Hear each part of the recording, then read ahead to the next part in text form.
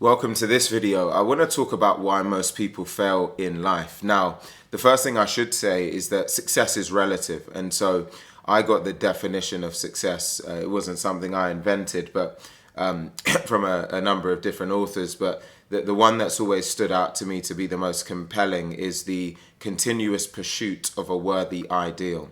And the reason I want to start the video with saying that is because, someone here might be their lifelong dream is to become a firefighter. Their lifelong dream is to become a nurse. Whatever that looks like for that individual, it's the continuous pursuit of a worthy ideal. And so for some people watching this, it might be becoming any occupation. It might have been achieving a certain milestone. Whatever that is for you, great. So when I talk about failure, it's not relative per se to wealth or to attaining a certain role or a certain status. It's actually the attainment of whatever it is in your life that you deem to be a worthy ideal.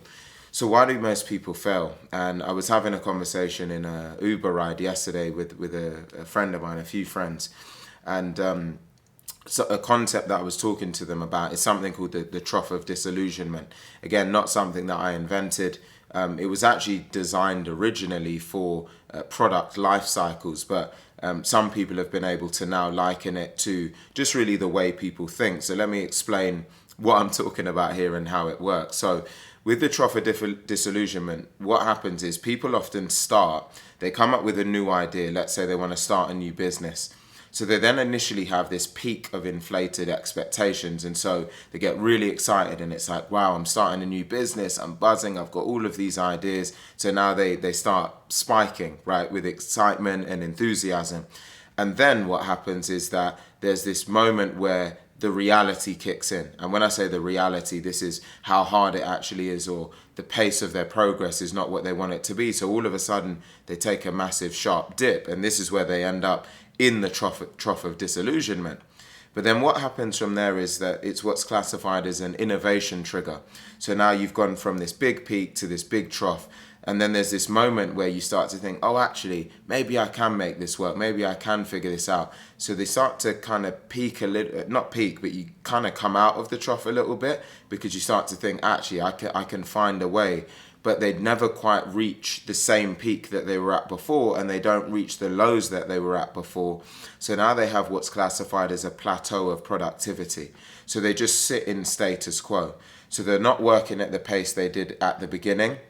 They're not necessarily in the low lows that they sank into just after that, but you just hit this plateau and then you just stay at status quo. And so you never really go and achieve anything great. You never, end up in the gutter, but you just sit on cruise control. And that's why most people fail in life, because what's happened is you've gone into whatever it is that you've got in your head with inflated expectations. When they're then not met, you drop, and then you never quite recover to where you were at in the first place.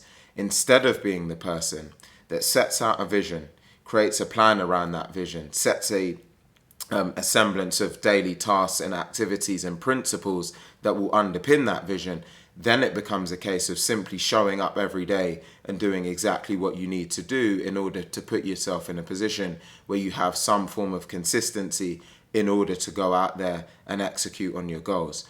And this has been the big missing ingredient for most people. They lack the consistency, they lack the discipline, they've got too much of an inflated expectation up front, and the very moment the ship feels like it's crashing, they're going to cash in on that check and say, this doesn't work, and move on, or just sit on cruise control. So what I would encourage you to do is take that step back. Make sure that you actually create a vision and create a plan first. Accept that you are going to have highs, you're going to have lows, you're going to have moments where everything feels like it's working out and it's coming to fruition. You're going to have moments where it feels the opposite, but it doesn't really matter.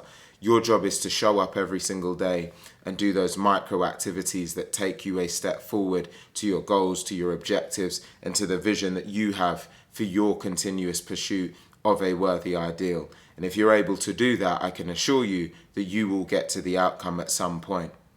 If you go on Google, you can type in the trough of disillusionment. As I say, I didn't invent it. You'll see diagrams that articulate what I've already mentioned in an even better way. So go and do your own homework on it. But I hope that this video has helped to bring to life the way that you can be a little bit more thoughtful about the premise of being in the trough and how you can actually make sure that you get out of it or set yourself up better up front to not go into it in the first place. I hope this video has been helpful in some way. If it has, please do like, comment, share and subscribe, and I look forward to seeing you on the next one.